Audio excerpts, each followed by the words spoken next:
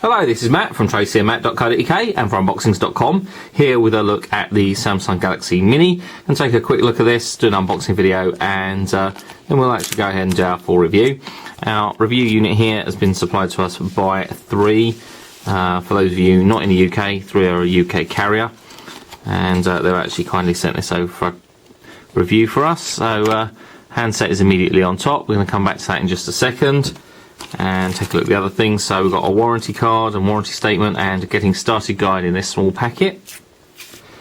Then we have a USB to micro USB sync charge cable, standard piece of kit. We then have a micro SD card adapter so that you can plug this into a micro SD card reader, and obviously the micro SD card into the bottom. And then finally, in terms of what's in the box, we have, let's just push all this out of the way, we have the charger, which is UK 3-pin, and then the micro USB style plug on the other end to plug it into the handset. So taking a look at the handset, obviously this has got an interesting metallic green bezel around the outside, or edging around the outside, with a sort of metallic finish, which is kind of nice, a little bit different. Not sure green would be my first choice, but it is certainly a little bit more unusual. On the front we have a 3.1 inch display. It's quarter VGA, so 240 by 320 pixels. Loudspeaker just at the bar at the top there, as you can see. And underneath we have what looks like a D-pad, but basically it's just a single button, menu button, I believe, or possibly a home button.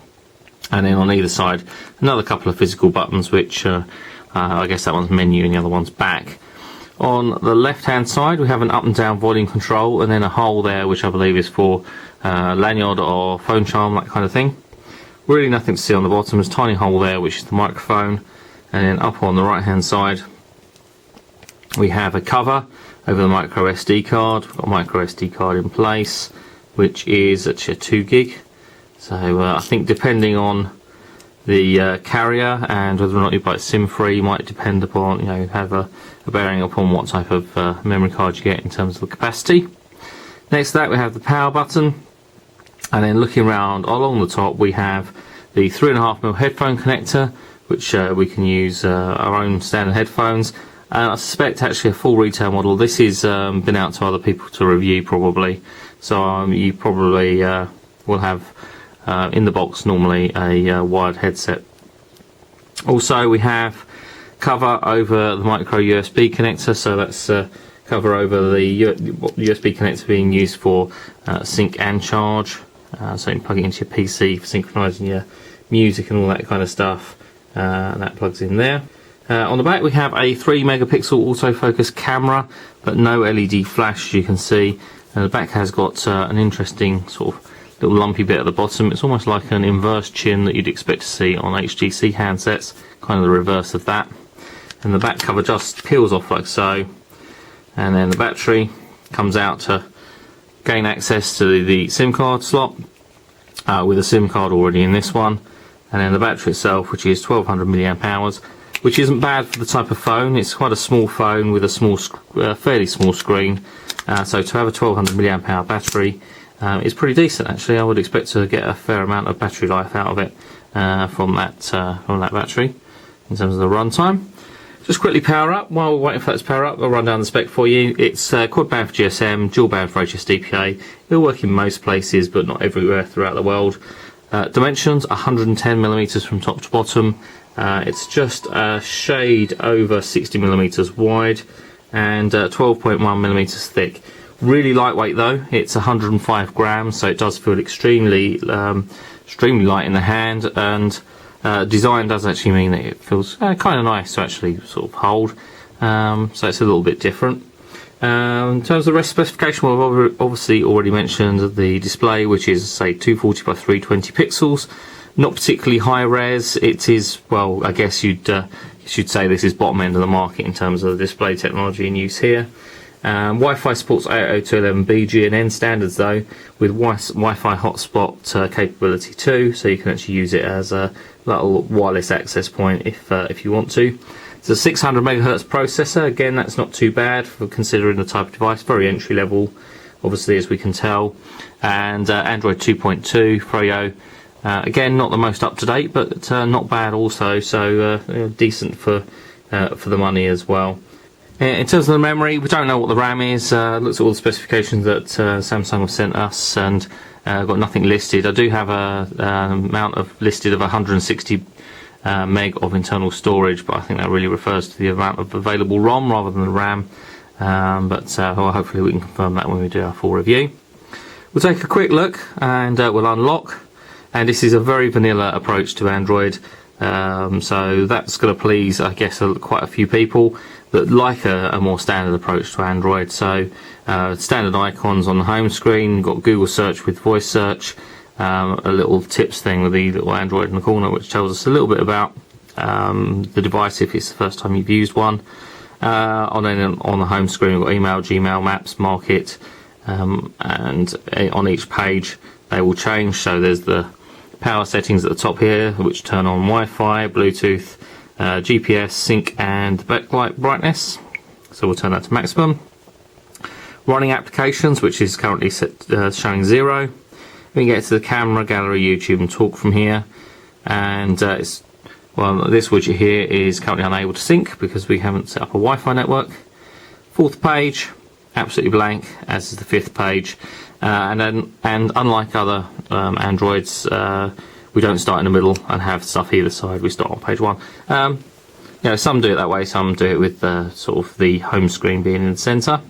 Pushing the middle button actually, I think, just takes us back to the home screen, so that is effectively the home button.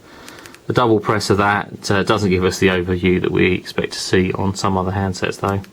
But pushing the button in the middle does just take us straight back to the home page. Button on the side is the settings menu, takes us into here on the menu button, so we can go into wireless and networks and go to Wi-Fi settings, and let's go and turn on Wi-Fi and set up a Wi-Fi network.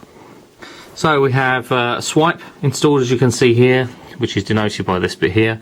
For those of you that haven't seen Swipe, it's a text entry method that allows you to enter text basically without taking your finger off the page. So if I want to type hello, I would start on H and then cover off the letters of the word hello. So you can't see it there because we're on a password entry screen, but you kind of get the idea.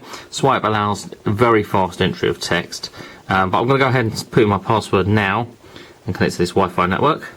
And then we'll connect, we'll obtain an IP address, and we are connected. That was pretty quick. So if we go back home, and we should be able to, well, it's telling us at the top there's some updates available. So just pulling down the menu at the top, again, it's a standard Android feature really. So it brings down the notifications. One notification there telling me that there's a Samsung app with one update available. We'll avoid that just for the time being. Also in here we can turn Wi-Fi, Bluetooth, GPS, silent, and the rotation lock, for that's when we actually rotate the handset.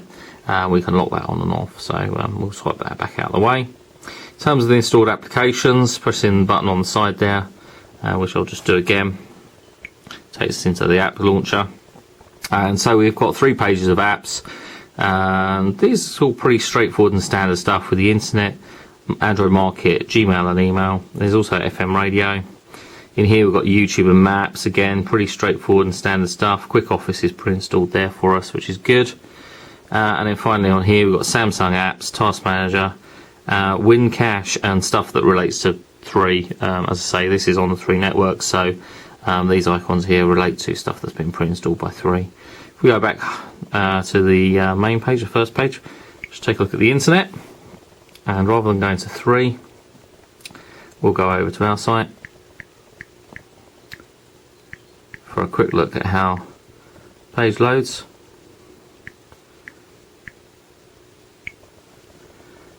There we go, progress bar is moving quite rapidly along the top, page is loading.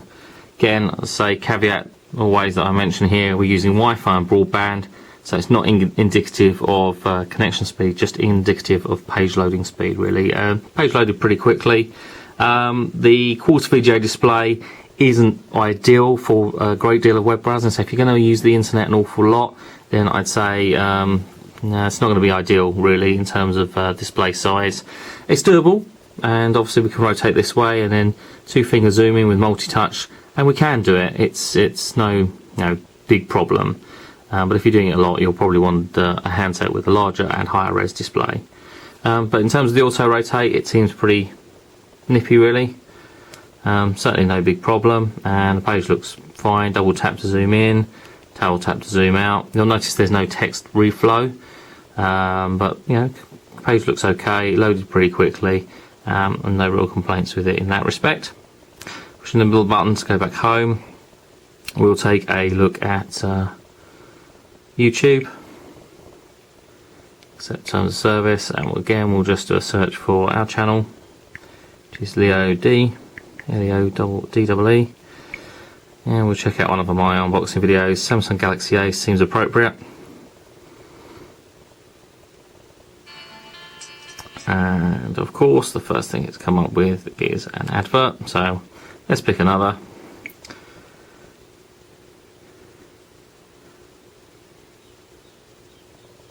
And see how it buffers. There we go. So the page is loaded pretty quick, or the video I should say is loaded pretty quickly, very little buffer time. If we turn it this way, we do a full screen, and the other way, just pause that, which allows us the tabs at the bottom for, you know, different bits and pieces. So we've got related videos, comments, and all that sort of stuff displayed at the bottom. And let's take a look at Google Maps, again, just to see how and if we do indeed pick up a GPS signal. Well, accuracy of 3.3 kilometers there, so I guess it's probably using Wi-Fi rather than GPS to actually pick up my location. But I am indoors, and many handsets do struggle to actually pick up GPS signal indoors, so perhaps not such a great surprise that that's not working. Got Social Hub here at the top as well. That's kind of what I guess all about. Connecting to Twitter and maybe even Facebook, and then we've got a navigation as well, as you can see. Google Talk pre-installed too. Android Market, and we'll sign into Android Market. So there we go, we'll sign in, and we'll accept all the bits and pieces to do with backing up the data and accepting the terms and conditions, which we've seen countless times. So we're going to Android Market, and in here, this is kind of the older look to Android Market. The newer one is a little bit more funky, but we can see the other things that we've already downloaded in the past. We've got games, and then we've got apps, and we've got various other things in there. But that's a straightforward standard approach to Android Market, I should say. And in terms of what it's telling me about in here, because we've signed into Android Market, it's also signed into Gmail, which obviously are connected. So there we go, we've got our Gmail there, which is kind of cool. And that's about it really. We'll take a quick look at the camera, I suppose, actually, which is here. And bring in something nice and colourful, as I always use to actually check out the camera. There's a bit of lag actually in the camera interface, which is to be expected, I suppose, really. And it's only I say only in inverted commas, but it's only a 3 megapixel camera. If I take a quick snap, and I'll take another one, let's measure. If we actually go and take a look at our images, you can see there, I'm not sure how well that's going to really come across in the video, but clearly we'll look at the photos in a bit more detail when we come to do the full review. We'll take plenty of pictures so that you can actually get a comparison. But it's kind of okay. It's of an acceptable quality, really. It's not going to win any awards. The colour isn't fabulous, and the sharpness isn't brilliant. But again, for just a simple phone and simple camera, it does a reasonably good job. It's very much an entry-level handset, and probably ideal for those people that either want a second phone or have never used Android before, or just looking for something that's inexpensive. So that's the Samsung Galaxy Mini. We'll have a full review for you over the next couple of weeks. In the meantime, if you want to follow me on Twitter, it's twitter.com/TracyandMatt or facebook.com/TracyandMatt.co.uk. Do feel free to ask any questions and get in touch. Do follow us, and we'll do our best to actually answer any questions you may have. I'll be back soon with some more videos and reviews on tracyandmatt.co.uk, but for now, thanks for watching. Bitdefender is dedicated to protecting people's digital lives, so working with Unboxings.com to help preview and review the latest technology is a perfect fit.